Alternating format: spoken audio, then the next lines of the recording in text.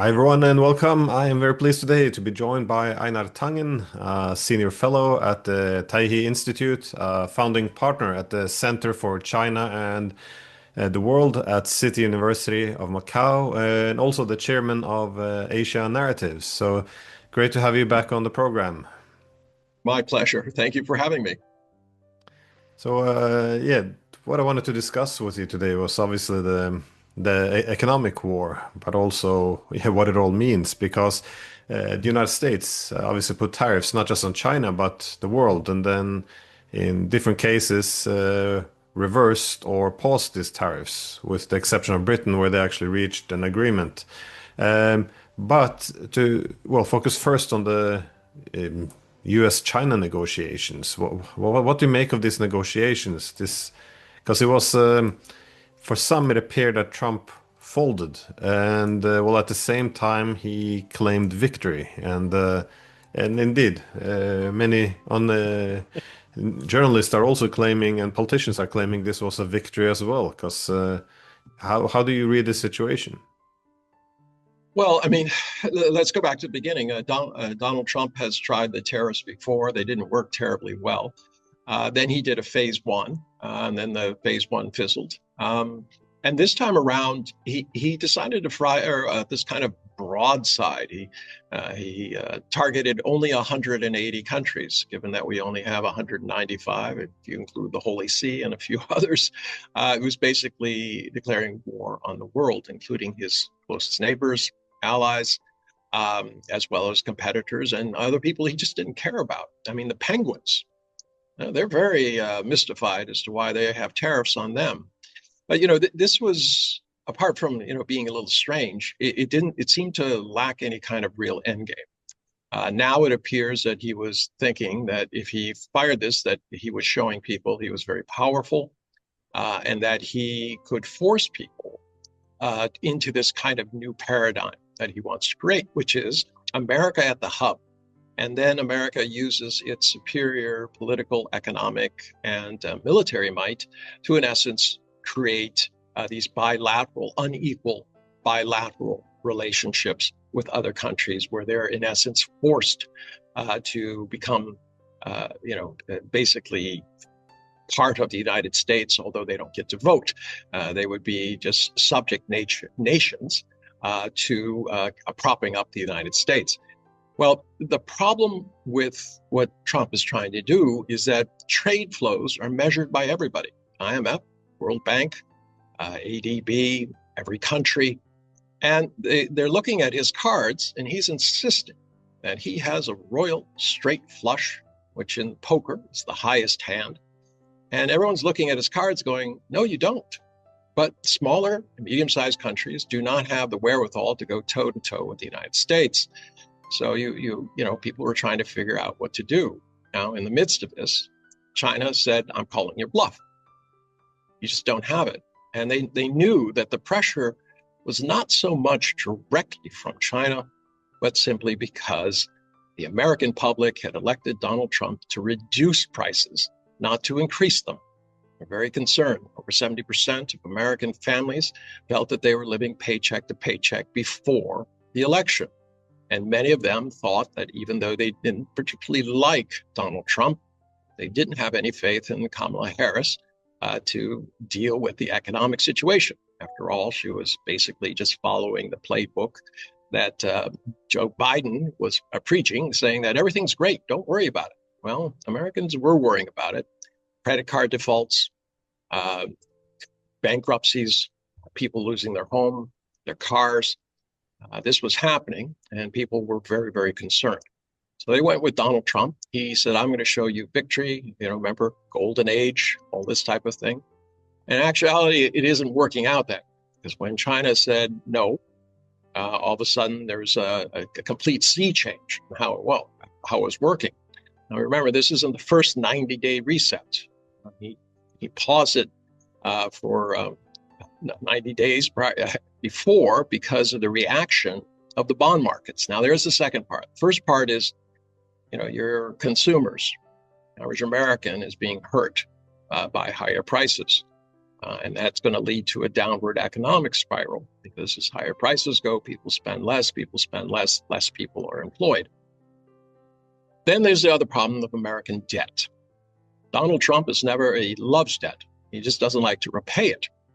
And so far, he hasn't put forward a plan to take care of America's 36 and growing trillion deficit. In fact, by the end of this year, it'll be 38 trillion.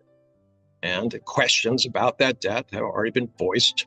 2011, you had S&P downgrade the United States. 2023, you had Fitch do it, and now Moody's just this week has indicated that they're downgrading the United States from AAA to AA1. Now, is that going to affect America in the long run?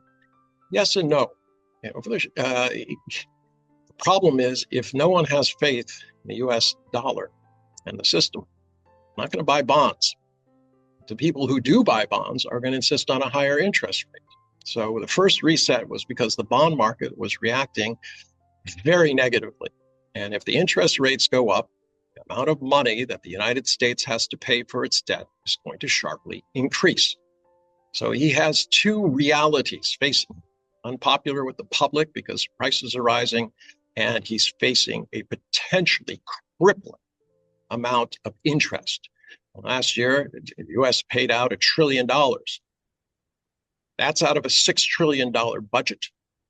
And out of that $6 trillion, $2 trillion were borrowed. So it's actually borrowing more than its interest payment. If it was any other country, they would say that it was a Ponzi scheme. You're borrowing money to pay back the money you've already borrowed, plus you're borrowing even more. I mean, this has Bernie Madoff beat because he's doing it openly. So with these two pressures on him, when it came to China, and China said, no, we're not going to do that, he had to, in essence, have his bluff called. Question is what to do. And in typical Donald Trump style is you retreat and declare victory. And that's exactly what he's done. And other people are saying, well, China's paying 30% tariffs and we're only paying 10%. Well, that's nonsense. China isn't paying a dime. Tariffs, goods come into the United States, and whoever imported them is going to be charged that 30%. And that 30%, a large portion of it, is going to be shouldered by the American public. So it doesn't solve that problem. And it helps with the bonds, but it doesn't solve it either, because there's no plan to pay it all back or to significantly reduce it. So right now we're in a reset period, 90 days. They're supposed to come up with a mechanism that allows them to interact, in a civilized way. Now you'll note, pay attention to this, that instead of going to, having people come to Mar-a-Lago and get on their knees and beg him and then be ridiculed after they left, like the former Prime Minister of Canada, Trudeau, or going to Washington, like the Japanese did, and saying, okay, what do you want? And the answer coming back from Trump himself, what are you prepared to offer? Well, Japan wasn't interested in bidding against itself, so it went back to Tokyo, and they said, this is going to be a long, drawn-out affair because they don't want to say what they want, and we're not going to start the bidding against ourselves. So into this, China has said, no, we're not going to Washington. We're not going to Mar-a-Lago. We want you to go to Geneva, neutral space, except that neutral space is the home of the World Trade Organization.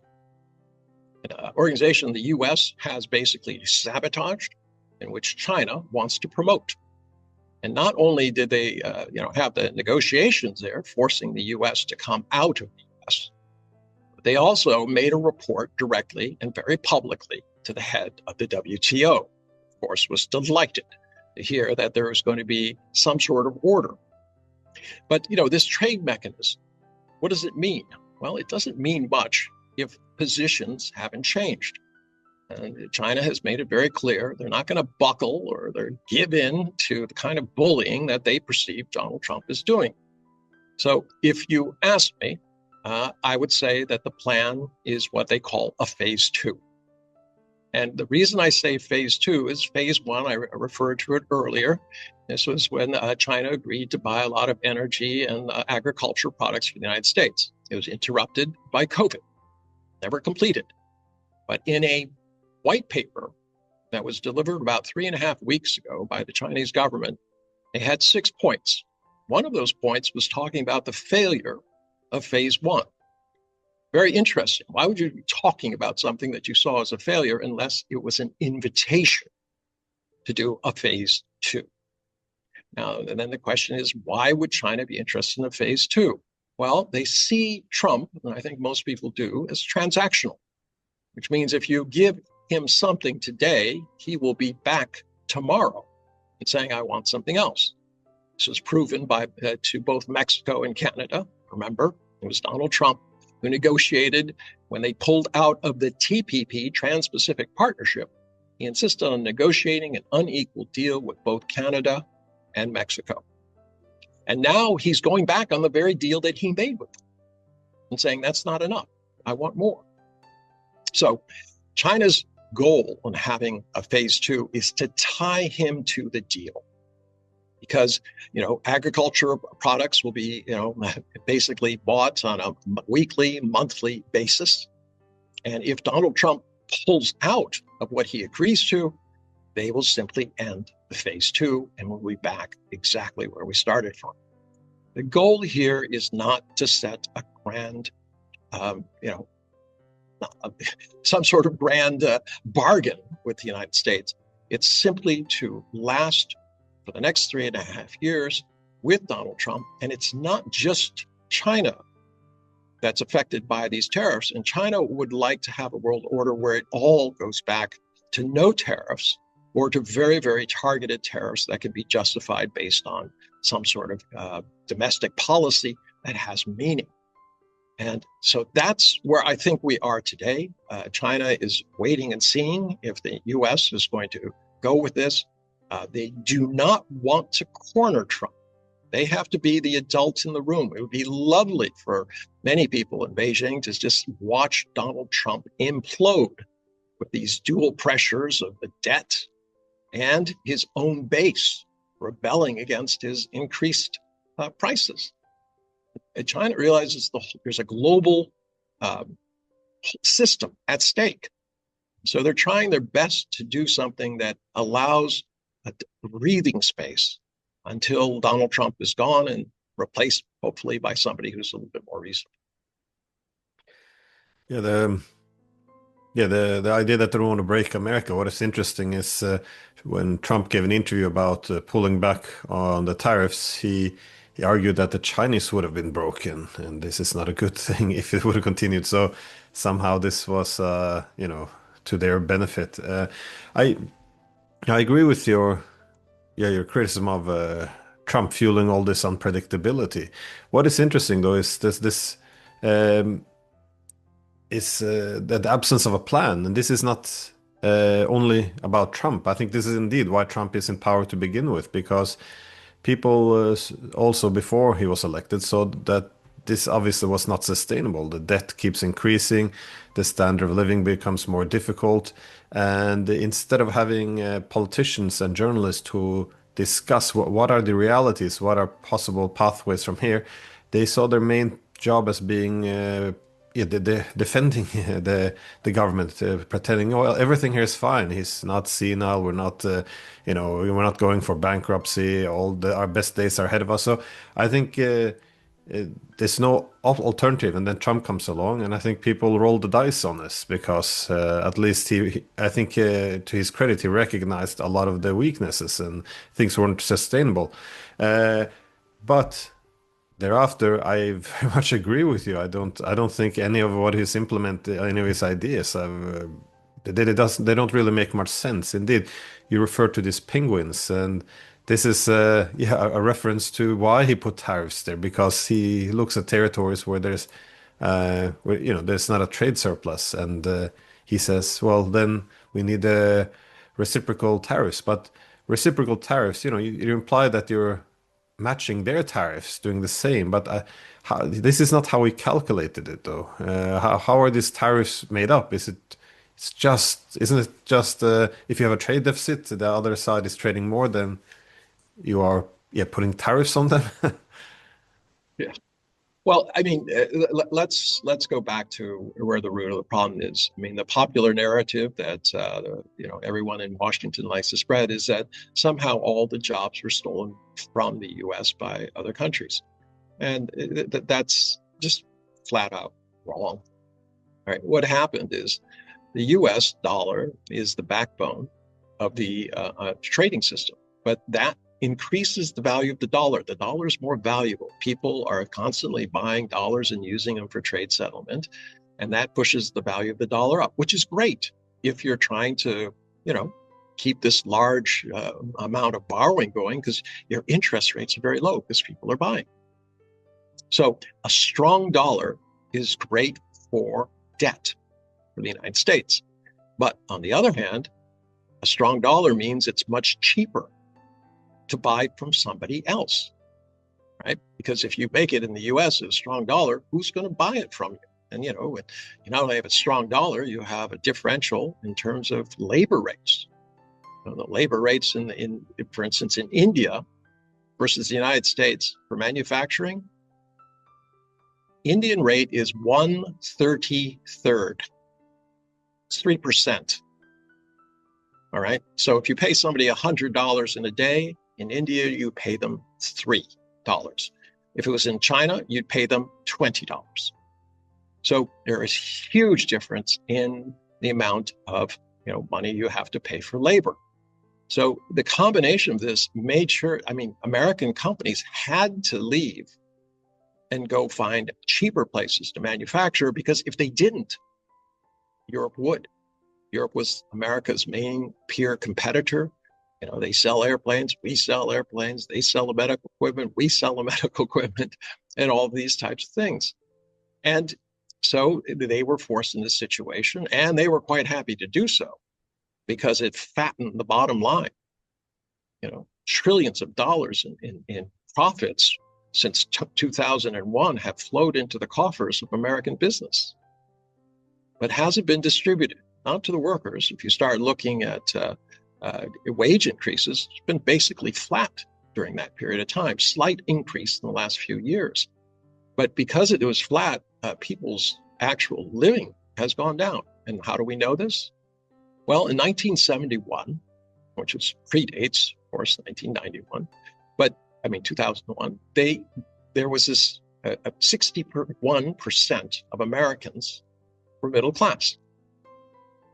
Fast forward to last year, they did a study on median income, and they discovered that only 40% of Americans are now middle class. Now, there has been some increase to upper middle class, but it hasn't been 21%. So basically, you've seen the impoverishment of America. And Americans at the local level realize this. This is why they're angry. They feel the government and the system that is supposed to represent them and take care of them has been doing nothing except for these big fat cats. Now let's switch back to corporations. Huge profits. Did the government, a government is supposed to look out for everybody. It would have made a lot of sense to say to these guys, okay, we're going to have to tax you. And the reason we're taxing you is not because we can, but because we have to switch our education system so that we are preparing people to be competitive in the new coming digital economy. We need to rebuild our infrastructure so that we have the logistic capability of delivering efficiently across all these areas. So we have to build an build a digital base of companies that can compete into the future, because these are high margin areas where you can pay large amounts of money because the productivity and the sales are there. The idea that you can go backwards and, in essence, recreate the industrial system that already exists. And remember, we're at capacity. The law of supply and demand says that if there's demand, there'll be supply. But if you create more supply, more manufacturing, what happens? There's competition. And generally in that kind of competition, the ones with the best value and lowest prices are going to win. And that's not going to be the US. And even if they do win, margins will be squeezed. Profits will be down. They will not be able to pay big fat paychecks to American workers because they'll be under pressure to lower their costs. So, what Donald Trump is doing doesn't make sense. He's trying to go back to the past when there's very little money and profits in that area. I mean, to give you another example, yesterday, the Manufacturers Association came out and went to government and said, look, we have deficits, it's almost 100,000 people we can't find because they're not qualified to work in industry and our manufacturing. And yet Donald Trump is saying that he wants to create a manufacturing economy in the United States. Right? Only 40% of Americans can read above a sixth grade level. Does that sound that they're ready for the digital economy? Where is all this going to come from? And instead of, I can understand, he said, okay, we're going to have a big push, Sputnik moment. We're going to put increased emphasis on, STEM and making sure that we have the scientists and engineers and people who are ready to work in this new industry. No, he's dismantling the Department of Education. So everything he seems to be doing is at cross purposes. He's stuck in the situation where a weak dollar will, have a horrible consequences for our debt. And yet, if he doesn't have a weak dollar, American products won't be competitive. I would even argue that there would have to be almost a 10 to 1, so that $10 would equal 1 in order to get the U.S. in a position where it can compete in terms of labor and offering things. If you'd had that happen, who's going to ever buy treasuries? Why? I don't need to take a loss like that. I mean, Peter Navarro has already said that the dollar needs to be devalued by 30%.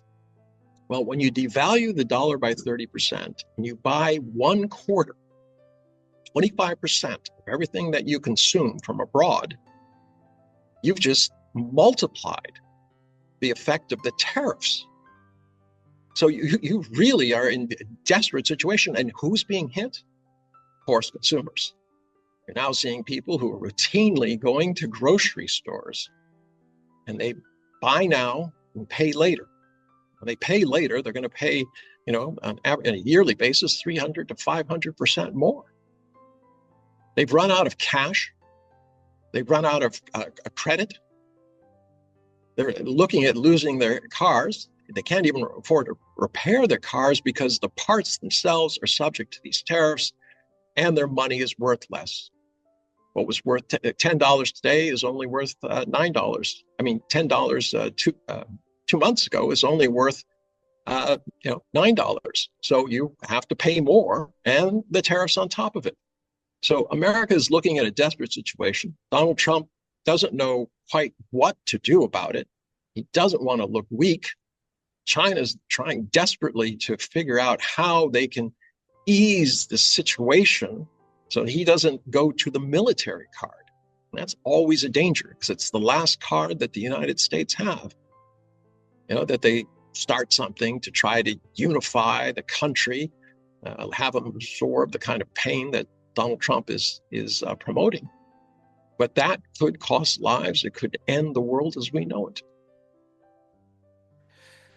Yeah, I think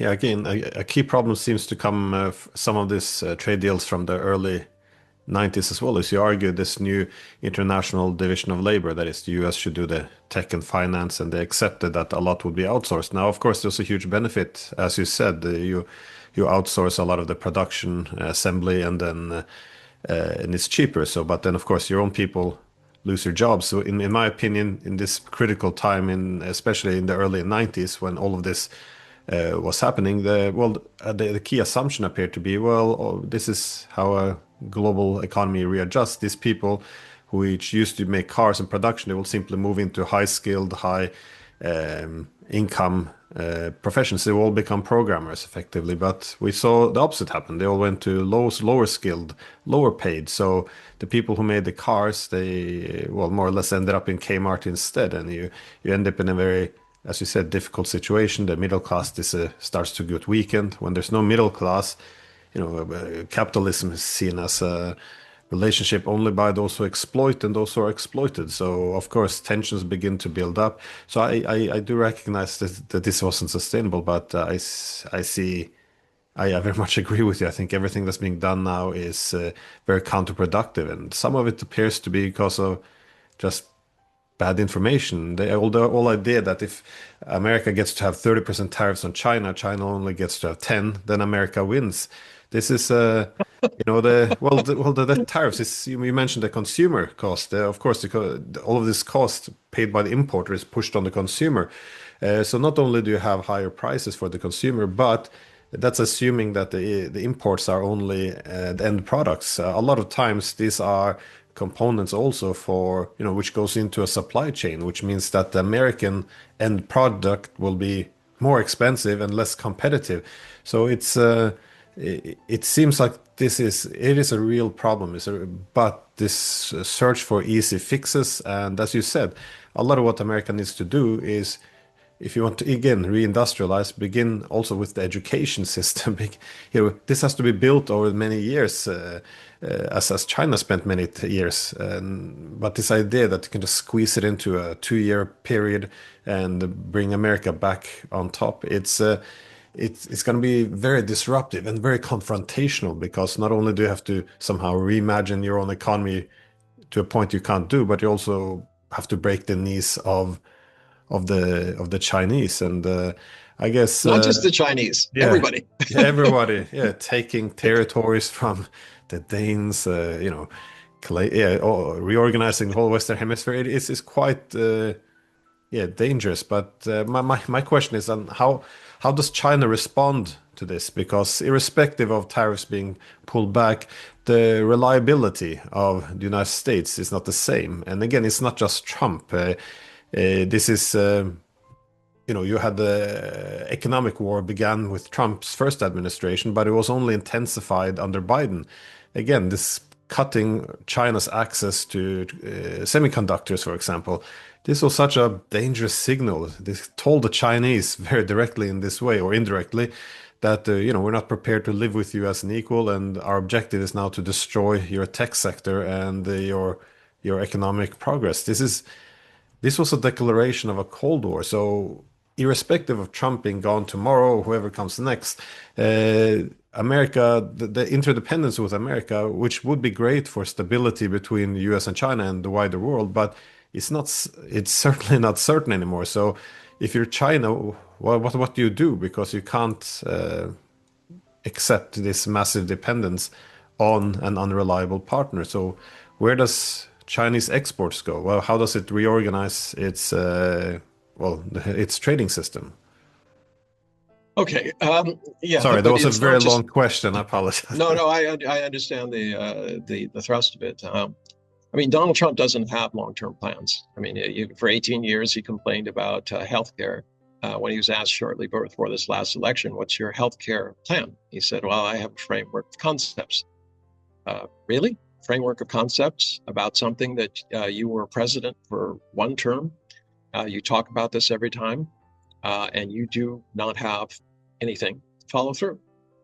This is kind of where he is. But you talk about it, the unreliability as a China problem. It's greater than that. Europe has a problem with America's unreliability. So does South America, Africa, Southeast Asia, Central Asia. In fact, even Australia are turning away. And you've seen this quite clearly in the elections that have been held. Canada voted for somebody who's going to stand up for Canada. They don't want to be our 51st nation. 51st state. Canada was influenced by Donald Trump, despite his efforts to try to sway things. It didn't work. People, punished the party who had ostensibly been acting like Trump, but talking in the same way. So the world is reacting to an unreliable partner that they used to look to as a lighthouse, as an entity that was, in essence, showing the way, guiding them past dangers. supporting international institutions, supporting the rule of law, talking about human rights, all of these things. And now the world is topsy-turvy. Instead of talking about international rules and laws, he said, I'm just going to take Greenland, I'm going to take Canada, I'm going to take Gaza, and I'm going to take the Panama Canal. This is a complete 180 degrees, of course. Everybody has exactly the same problem. And no one wants to be under the United States, under some sort of unequal bilateral agreement, which in essence says, you're gonna support me, I'm gonna extract from you, and don't expect anything in return. Just be thankful I'm not doing something worse to you. Yes, the United States is slowly isolating itself. And the question the world is considering individually and separately, individually and together, is whether they can live without the United States being the central part of American economy and political system. Not because they want to push the US out, simply because the US is pulling out. It wants all the benefits, but it doesn't want to have any of the responsibilities. We saw this with the USAID, and a lot of people are happy it's gone because for some, they saw it as a front for CIA activities for destabilizing countries. But the fact is, it was also delivering, things like AIDS vaccines in Africa. It was doing things to prevent outbreaks, offering polio vaccines and things like that to make sure that this doesn't become a problem again. And now that is gone.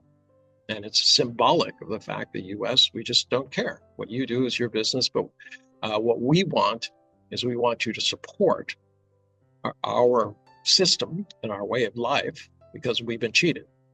And I always find this somewhat odd.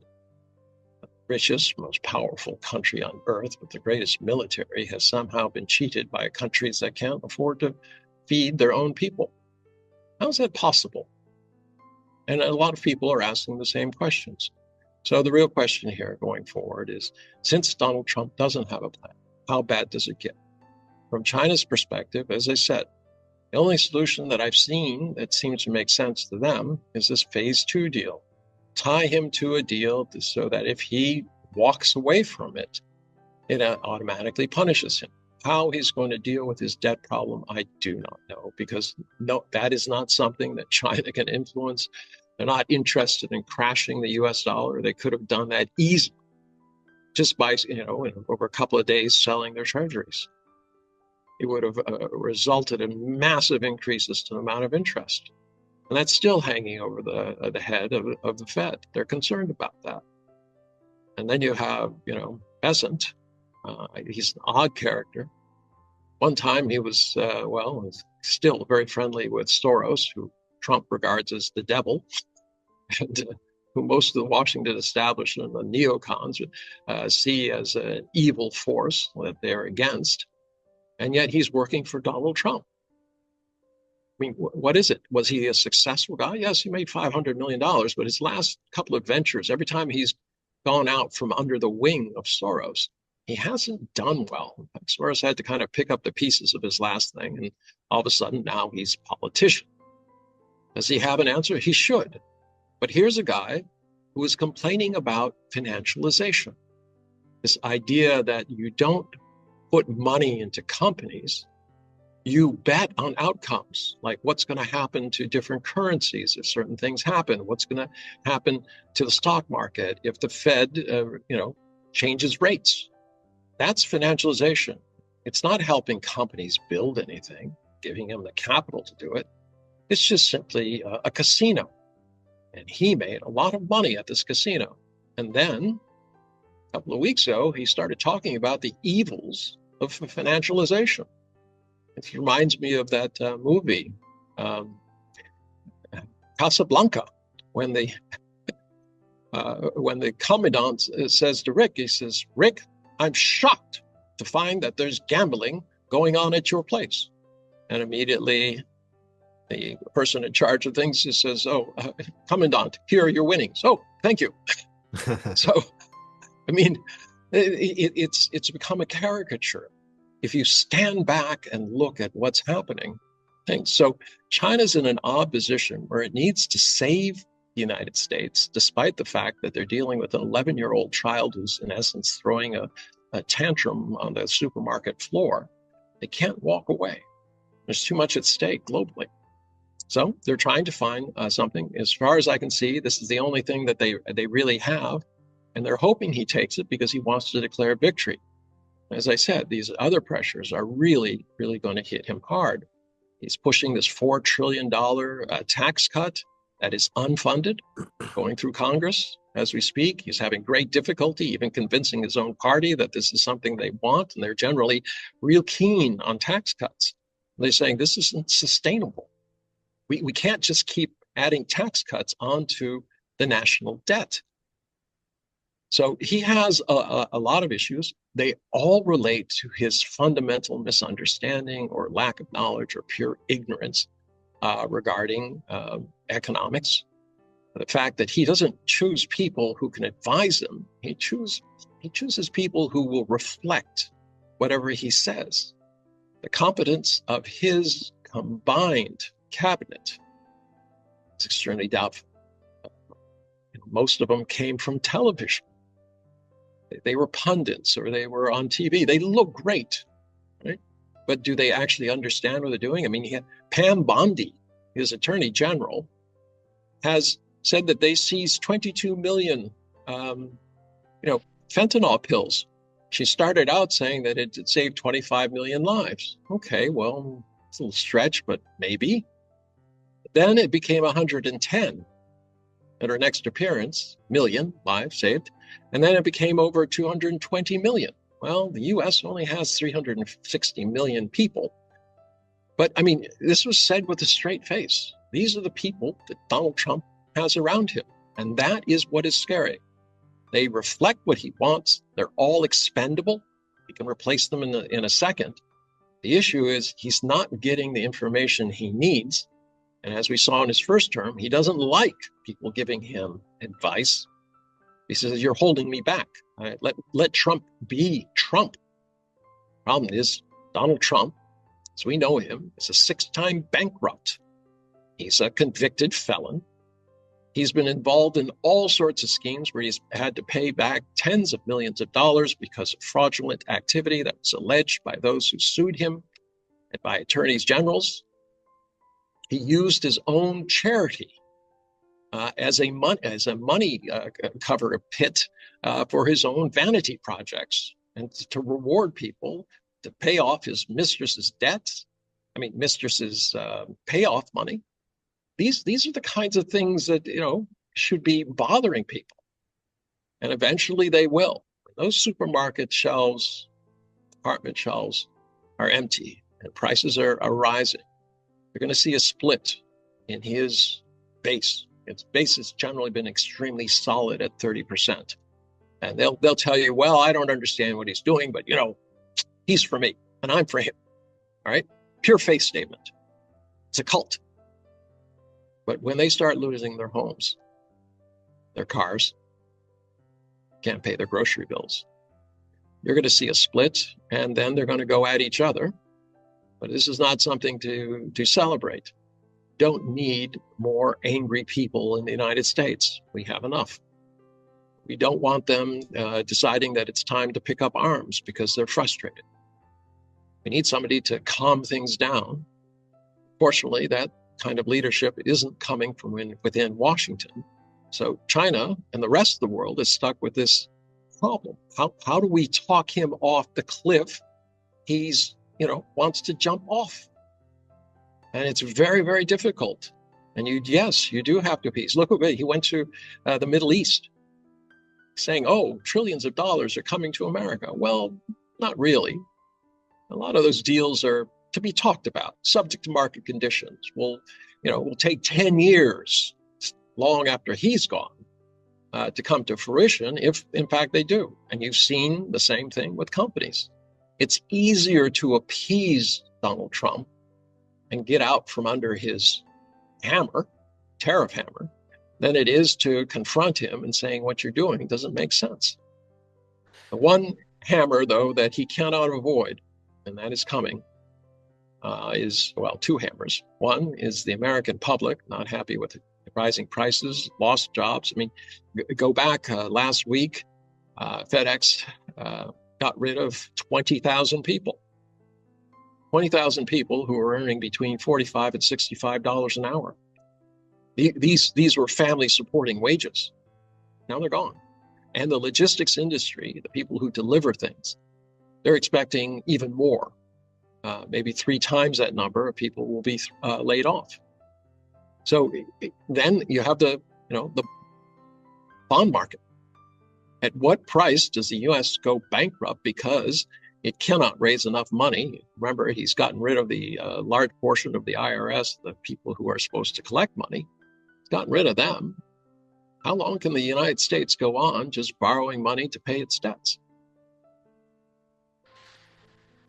Yeah, no, beyond the, well, I think there's a dilemma because on one hand, they don't want to appease Trump too much either, and on the other hand, you want him to go away. But this seems like putting deals in place which won't actually develop for years. It seems to be a mutual beneficial thing. That is, they get, as you say, from away from underneath Trump's hammer, while Trump gets to declare a victory. But even if nothing will come from it, but besides trying to stabilize the relationship with the US, such as China trying to lock them into an actual agreement, there's also this need for or incentive to diversify, to reduce the exposure to the United States.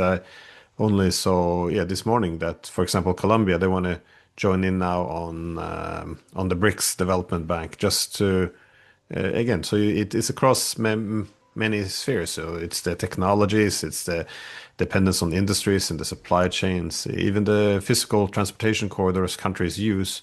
Their banks, of course, now with the BRICS and the currencies. So across the board, you see this. This is why the Chinese and the Russians developing this grain corridor, why they're having new commodity exchanges, all of these things being discussed, because you can't, hope that America will be kind to you tomorrow. So where do you see this going, though? When will this bring actual pain for the United States? Well, I mean, there's two kinds of pain. One, once again, is consumers. It's going to take 2 months for all of the tariffs in place to really hit consumers hard. Because remember, in terms of Mexico and Canada, they're very immediate. Food prices are going up because things are more expensive coming from Mexico. Lumber is going to be more expensive because a lot of it's coming from Canada. Energy could be potentially more expensive because it was the cheap flow of energy from Canada that was helping the United States, right? So automobiles, they're in a shambles. They do stuff on both sides of the border. Down south in Mexico, they go back and forth. Auto companies, one part is done in Mexico, another part is done in the US. Everything that's done in Mexico is going to be tariffed. Everything that's done in Canada is going to be hit. So the auto industry isn't going to do well. And just remember, a year ago, they got a 30% increase in the pay package. Now, I'm not saying they didn't deserve it. They took a lot of, they gave a lot away during the financial crisis under the idea that when things got better, they would be rewarded. Instead, corporations rewarded themselves to the tune of 40% increases in their pay packets and benefits. The union said, look, that's not fair. We want our share. You promised us, you lied to us. So they finally got 30% after all those strikes, as you remember. But the problem is that didn't increase productivity. That there's not, just because they got a 30% increase in their pay packet doesn't mean they're going to produce more cars. In fact, now the cars are more expensive. So, I mean, things are not working in the right direction. You're right. People are de-risking from the United States. I mean, and the irony here is that it was the United States who has been claiming you need to de-risk from China. They're bad people. They're going to do bad things to you. They're going to do debt trap diplomacy. Well, I can't think of anything that is more akin to debt trap diplomacy than America's debt bomb, because that is being supported to a certain extent within the United States, but to a large extent outside. If those things stop supporting it, you're going to see a spike in interest rates. When that happens, as I said, they don't have any means of paying it back. So where is the future? The future is, as I said, you have to manage the next 3.5 years. I hope people don't think that impeaching Donald Trump will somehow be a magical solution. I mean, I always think of Donald Trump and J.D. Vance as like in Star Wars, you have the Emperor, and you have Darth Vader. And you don't want Darth Vader becoming the Emperor.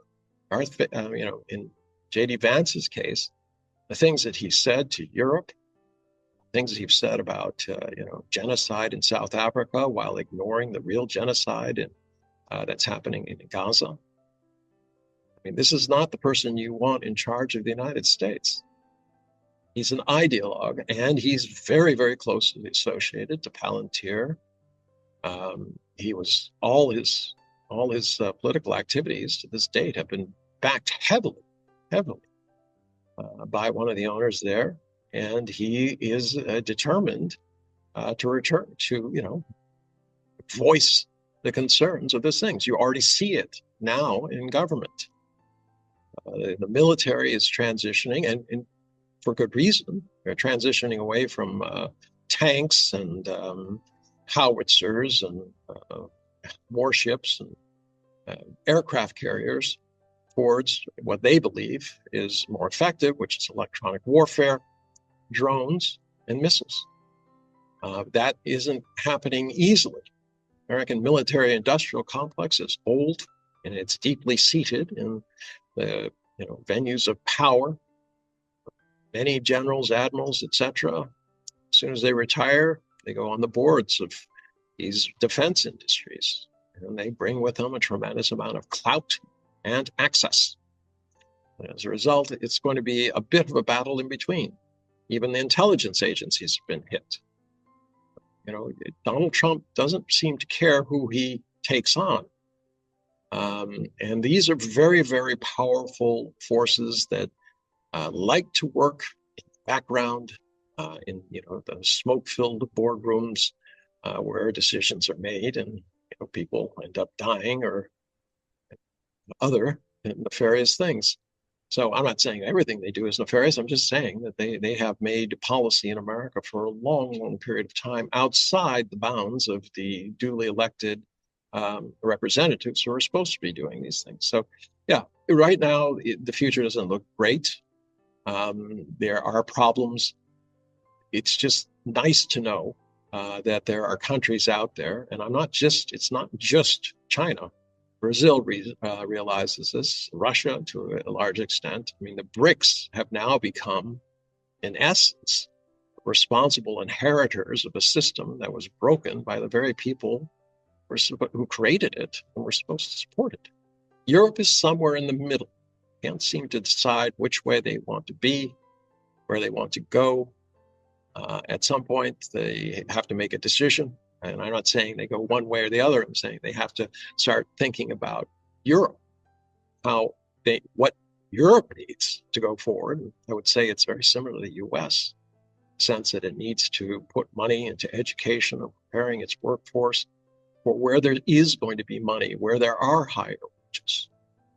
To give you an example of the hypocrisy of Donald Trump, he talks about manufacturing deficits as if that's the only thing out there. The fact is, the US runs a positive account surplus in terms of services. But, I'm surprised that countries aren't going out and says, well, US has an account surplus with services. Well, we need to put tariffs on those services because that's exactly the same logic that Donald Trump uses. So he's very simple. It's kind of like what he said about the drop in GDP. He says, anything bad is Biden's fault. Anything good is to my credit. I'd expect an 11-year-old to tell me that, but I don't expect a supposedly responsible adult to say things.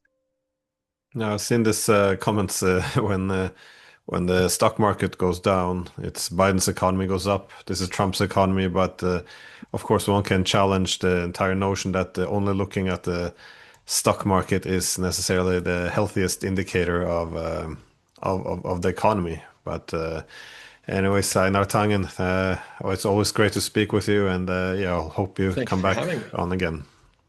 Anytime. I would be absolutely delighted to be here. You have extremely insightful questions, and it's an honor to be on your program. I know you have a lot of very thoughtful listeners. Thank you.